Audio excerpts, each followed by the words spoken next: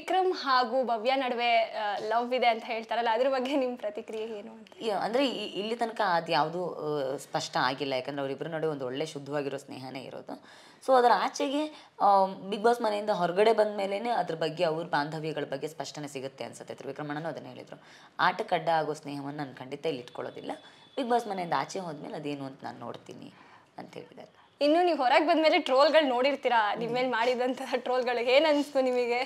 ಟ್ರೋಲ್ಗಳ ಬಗ್ಗೆ ಹೇಳೋದಾದರೆ, ನಾನು ಯಾವಾಗಲೂ ಜೀವನದಲ್ಲಿ ಟ್ರೋಲ್ಗಳನ್ನು ಭಾಳ ಸಹಜವಾಗಿ ತೊಗೊಂಡಿರೋಳು. ಅವ್ರ ಕ್ರಿಯೇಟಿವಿಟಿಗೆ ಹ್ಯಾಟ್ಸ್ ಆಫ್ ಹೇಳ್ತೀನಿ. ಟೀಕೆನೇ ಆಗಲಿ, ನೆಗೆಟಿವ್ ಆಗಲಿ, ಪಾಸಿಟಿವೇ ಆಗಲಿ, ನಾನು ಎಷ್ಟು ಬೇಕೋ ಅಷ್ಟೇ ತೊಗೊಳ್ತೀನಿ, ಖುಷಿ ಇದೆ.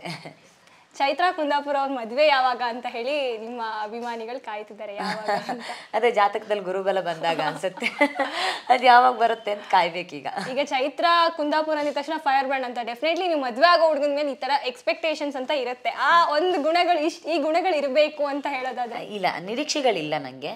ಅಮ್ಮಂಗೆ ಇಷ್ಟ ಆಗಬೇಕು, ಅಮ್ಮಂಗೆ ಮಗನ ಇರಬೇಕು, ಧಾರ್ಮಿಕ ವ್ಯಕ್ತಿಯಾಗಿರಬೇಕು, ಭಗವಂತನ ನಂಬುವ ಆಧ್ಯಾತ್ಮಿಕ ಜೀವಿಯಾಗಿರಬೇಕು, ನನ್ನ ನಂಬಿದ ಸಿದ್ಧಾಂತಕ್ಕೆ ಅವನು ಬದ್ಧನಾಗಿರ್ಬೇಕು ಅನ್ನೋದು ಬಿಟ್ಟರೆ ವೈಯಕ್ತಿಕವಾಗಿ ಯಾವ ನಿರೀಕ್ಷೆಗಳು ಇಲ್ಲ.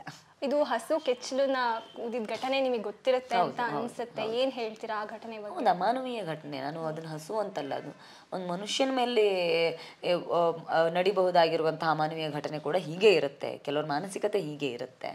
ಸೊ ನಾನು ಅದನ್ನು ಮಾನವೀಯತೆಯ ಆಧಾರದಲ್ಲಿ ಒಂದ್ಸಲ ನೋಡಿ, ಇಡೀ ಸಮಾಜ ನೋಡಬೇಕು, ನಮ್ಮ ಧಾರ್ಮಿಕ ನಂಬಿಕೆಗಳಿಂದ ಆಚೆಗೂ ಅದನ್ನು ಒಂದ್ಸಲ ನೋಡಿ ಅಂತ ಕೇಳ್ತೀನಿ ಅಷ್ಟೇ.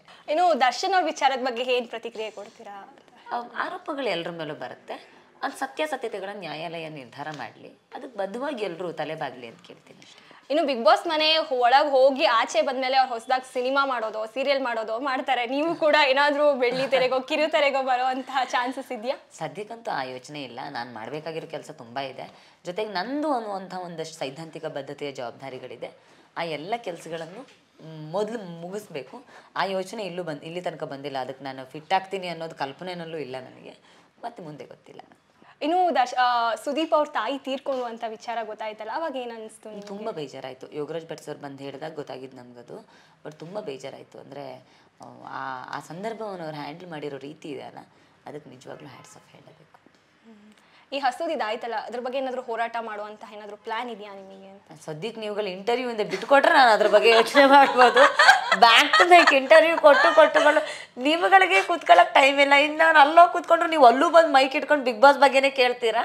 ಸೊ ಹಂಗಾಗಿ ಭಯ ಇದೆ. ಸೊ ಇದೆಲ್ಲ ಮುಗಿದ್ಮೇಲೆ ಮತ್ತೆ ನೋಡ್ಬೇಕೀಗ. ಥ್ಯಾಂಕ್ ಯು ಮ್ಯಾಮ್, ನಮ್ಮ ಜೊತೆ ಮಾತಾಡಿ ತುಂಬಾ ವಿಚಾರಗಳನ್ನ ಶೇರ್ ಮಾಡ್ಕೊಂಡಿದ್ದೀರಾ. ನೋಡಿದ್ರಲ್ಲ, ಚೈತ್ರಾ ಕುಂದಾಪುರ ಅವರು ಬಹಳಷ್ಟು ವಿಚಾರಗಳನ್ನ ನಮ್ಮ ಜೊತೆ ಶೇರ್ ಮಾಡ್ಕೊಂಡ್ರು. ಇದಾಗಿತ್ತು ಸೆಲೆಬ್ರಿಟಿ ಟಾಕ್ ವಿತ್ ಸಮಗ್ರ ನ್ಯೂಸ್. ನೋಡ್ತಾ ಇರಿ ಸಮಗ್ರ ನ್ಯೂಸ್, ಇದು ನೇರ ನುಡಿ.